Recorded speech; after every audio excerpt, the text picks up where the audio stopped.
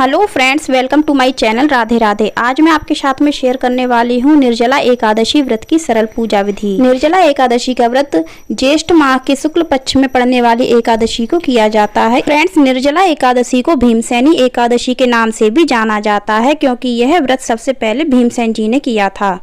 Friends, अगर आप पूरे वर्ष एकादशी का व्रत नहीं रख पाते हैं, सभी एकादशियों का अगर व्रत नहीं कर पाते हैं, तो आप मात्र केवल निर्जला एकादशी व्रत करके सभी एकादशियों के व्रत का फल प्राप्त कर सकते हैं। तो फ्रेंड्स, निर्जला एकादशी की पूजा करने के लिए हम चौकी लगाएंगे। चौकी पर पीला कपड़ा बिछा लेंगे, उस पर हम तिल का आसन दे करके भगवान विष्णु की मूर्ति या फिर फोटो को विराजित कर लेंगे। अगर आपके पास लड्डू गोपाल जी हैं तो आप लड्डू गोपाल जी को भी तिल का आसन दे करके विराजित कर लें। उनकी पूजा भी एकादशी के दिन की जाती है। इसके बाद निर्जला एकादशी के दिन एक घड़ा दान किया जाता है। तो आप एक कोरा घड़ा ले लें, उस पर आप मौली बांध लें कंठ पर और कंठ तक उसमें शुद्ध जल भर लें। इसके बाद निर्जला एकादशी के दिन वैसे तो शरबत दान किया जाता है, लेकिन घड़े में अगर हम चीनी डालेंगे, शरबत बनाकर दान करेंगे तो यह खराब हो जाएगा। तो इसलिए आप 2-3 दाने उसमें डाल दें और अलग से आप 1 कटोरी चीनी दान कर दें। उस पर भी आप तुलसी पत्र जरूर रख दें। उसके बाद घड़े पर आप चंदन से स्वास्तिक बना लें या फिर आप चंदन का टीका भी कर सकते हैं। इसके बाद हम 1 कटोरी तिल लेंगे और तिल को हम चौकी पर विराजित कर देंगे। अब इस तिल की कटोरी पर हमने जो घड़ा दान के लिए निकाला है उसको हम विराजित कर देंगे। फ्रेंड्स, जो भी दान करने वाली वस्तुएं हैं उनको हम भगवान के पास में ही रखेंगे चौकी पर, उनका पूजन करेंगे। उसके बाद हम उनको दान करेंगे। तो हमने एक फल भी दान किया है, आपको फल भी दान करना चाहिए। कोई भी मौसमी फल आप ले सकते हैं, खरबूज, आम या फिर आप तरबूज, ककड़ी भी ले सकते हैं। इसके साथ ही बहुत ही गर्मियाँ पड़ती हैं तो आपको आज के दिन पंखा भी दान करना चाहिए।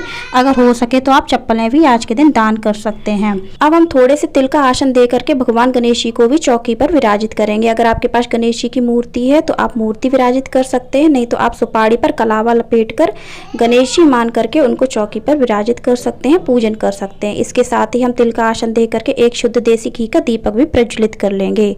अब हम पूजन प्रारंभ करेंगे। तो सबसे पहले भगवान गणेश जी का पूजन करेंगे। यहाँ पर हमने भगवान गणेश जी का पूजन रोली से, चंदन से किया है। उनको हम तिल अर्पित करेंगे और वस्त्र के रूप में मौली अर्पित करेंगे। अगर आपके पास में धूप घास है तो आप धूप घास भी अर्पित कर सकते हैं, जनेऊ अर्पित कर सकते हैं। यहाँ पर हमने गणेश जी को पुष्प अर्पित किए हैं। इसके बाद हमने यहाँ पर लड्डू गोपाल जी का पूजन किया है। लड्डू गोपाल जी का पूजन भी हम चंदन से करेंगे। भगवान विष्णु को हम चंदन का टीका लगाएंगे, माता लक्ष्मी को चंदन रोली का टीका लगाएंगे। इसके साथ ही हम भगवान विष्णु को, लड्डू गोपाल जी को भी रोली लगाएंगे और साथ में हम सभी भगवान को तिल अर्पित करेंगे। फ्रेंड्स, जैसा कि मैंने आपको बताया कि एकादशी के पूजा में अक्षत का प्रयोग नहीं किया जाता है, तो इसलिए हम आज के दिन तिल का ही प्रयोग करेंगे।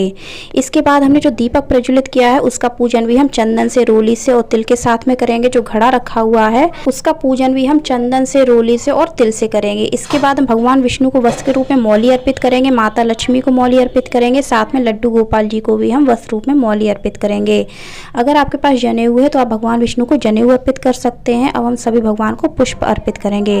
फ्रेंड्स, निर्जला एकादशी के व्रत में अगर कुछ ना हो सके तो हमें जल का दान जरूर करना चाहिए, क्योंकि आज के व्रत में जितने ज़्यादा से ज़्यादा हम जल का दान करते हैं, प्याऊ लगवाते हैं, उतना ही हमें व्रत का पुण्य फल प्राप्त होता है। इस प्रकार से पूजा करने के बाद हम सभी भगवान को इत्र अर्पित करेंगे। फ्रेंड्स, आज के दिन हम माता लक्ष्मी को श्रृंगार की सामग्री भी अर्पित करेंगे। आप 5 श्रृंगार का सामान या फिर 7 श्रृंगार का सामान माता लक्ष्मी को अर्पित कर सकते हैं।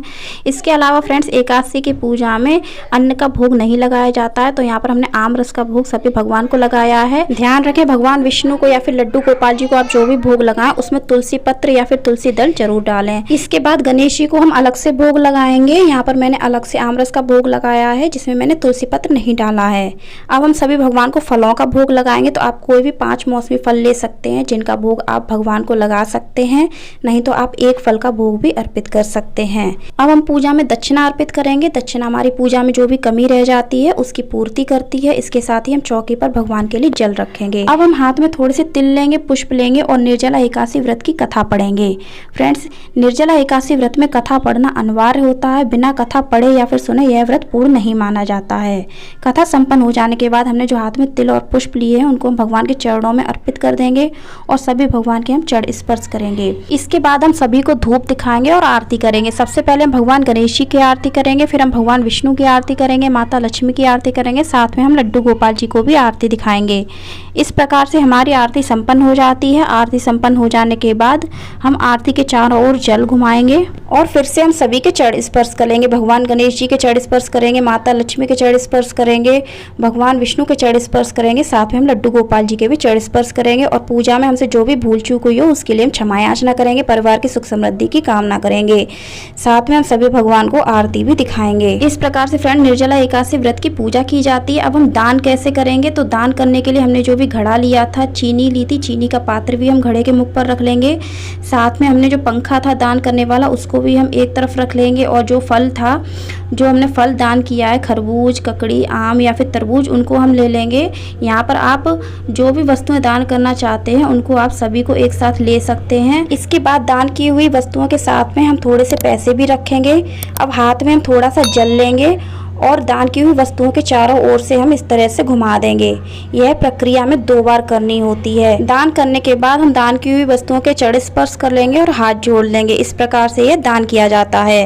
तो फ्रेंड्स, उम्मीद करती हूँ आपको हमारा यह वीडियो अच्छा लगा होगा। वीडियो अच्छा लगा हो तो ज़्यादा से ज़्यादा शेयर करिएगा, वीडियो को लाइक करिएगा, चैनल को सब्सक्राइब करिएगा, बेल आइकन को प्रेस करिएगा और कमेंट में राधे राधे, ओम नमो भगवते वासुदेवाय नमः अवश्य लिखिएगा। धन्यवाद।